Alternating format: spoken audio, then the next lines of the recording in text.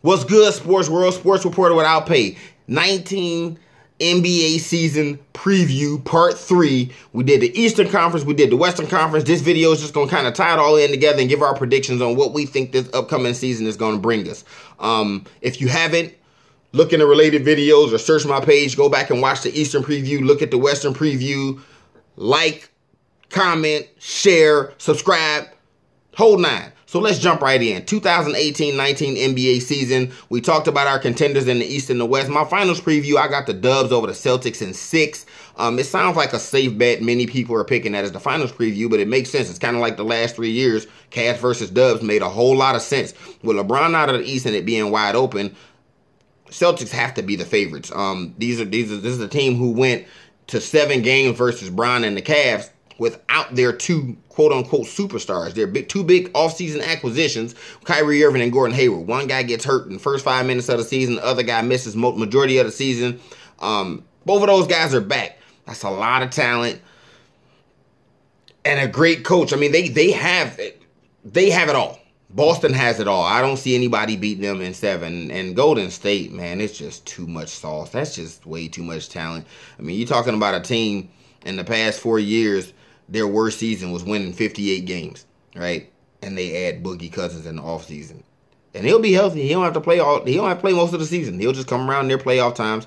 It's just too much. I don't see who's going to beat them. It kind of reminds me of Floyd Mayweather, like where people just always try to come up with reasons why somebody should lose. You know, every fight they would hype up a fighter and say, man, Floyd never seen a guy that can match his speed. Floyd never seen a guy with this kind of defense. Floyd never seen a guy with this kind of punching power. And then he just goes out and puts on a boxing clinic. It's the same thing with the Dubs. Every year they go, oh, this team can do this better than them. This team is going to challenge them defensively. This team can shoot and score.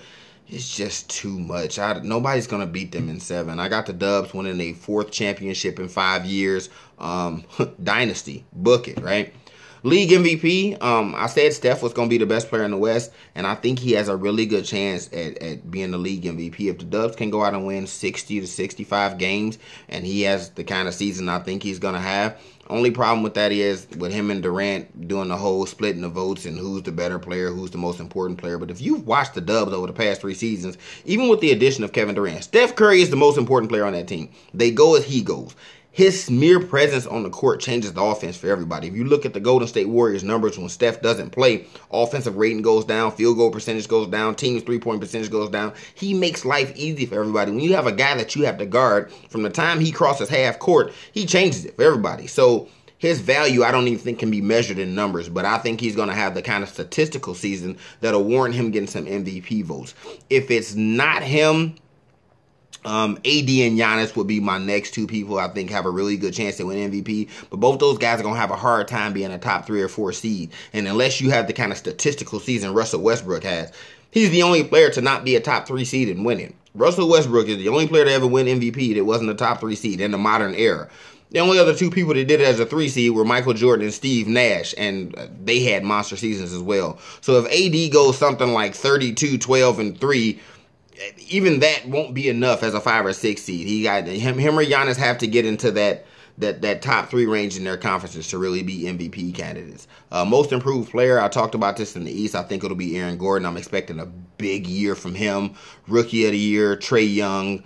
Coach of the year, I said the best coach in the East was going to be Brad Stevens. I mean, I said it would be Dwayne Casey. And that's because I believe he will have a huge turnaround in Detroit. Those guys will make the playoffs. But I think the coach of the year will be Brad Stevens. At some point, they got to get this guy's props. I mean, Danny Ainge has done a great job comprising that roster. But this guy's putting them in a position to win. And they're doing great things in Boston. I think he'll be the coach of the year.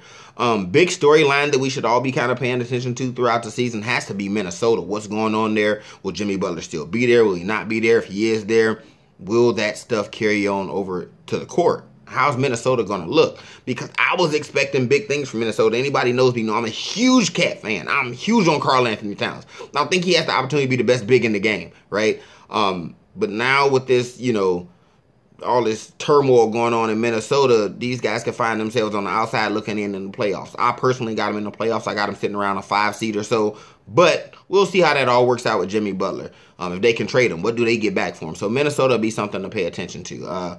Something else we should look forward to in the season. Who's going to make their first All-Star appearance? I'm thinking Jokic. He's going to take that next step into that superstar is overused. I think he'll be an all-star. Jokic is going to be really good.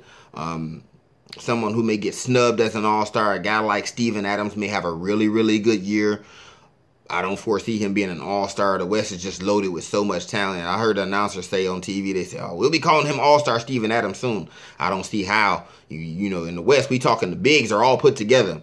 Forwards and centers. It's not, you know, separated. It's just bigs. And you got Steven Adams competing with LeBron James, Kevin Durant, LaMarcus Aldridge, Paul George, Rudy Gobert, Jokic, Karl Anthony Towns. It's a lot of really good players in the West. So Steven Adams will probably be the guy that may be most deserving. That does him, Clint Capella as well, man. Both those guys do things that really, you know, don't show up in the box score a lot of times for their teams. They do the dirty work.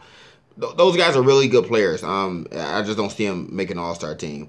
It'd be interesting to see how much Chris Paul has left in the tank. Got injured towards the end of last year. He's not getting any younger. We'll see how he looks out there. I'm personally not huge on Houston Rockets offense. People go, they play great together. I don't think Chris Paul and Harden play well together at all. They just stagger their minutes to, well, when they both on the floor, they kind of take turns. And then when Chris Paul goes to the bench, Harden dominates the offense. When Harden goes to the bench, Chris Paul dominates the offense. That's how they run. Pick and roll, pick and roll, pick and roll all day. Get the matchup you want, exploit it. Wide open threes. I mean, it works. It works. They made it to the Western Conference Finals Game 7, but I don't think him and Harden necessarily play well together. D'Antoni's just a offensive genius in what he's doing with that team. So there it is. That's everything I'm really kind of looking for. DeMar DeRozan and Kawhi. Going to be interesting to see how both those guys play in their new digs. I think DeRozan's going to have a monster season. I think Kawhi's going to be a huge disappointment. Said that in both my other videos. But yeah, I'm excited about this season. A lot of talent, man. I don't think the league has ever seen this much talent at the same time. And yeah, the NBA's back. So again, man, if y'all watching my videos, like it, comment on it, share it, subscribe. Sports Report is what I'll pay, man. Thank y'all for tuning in.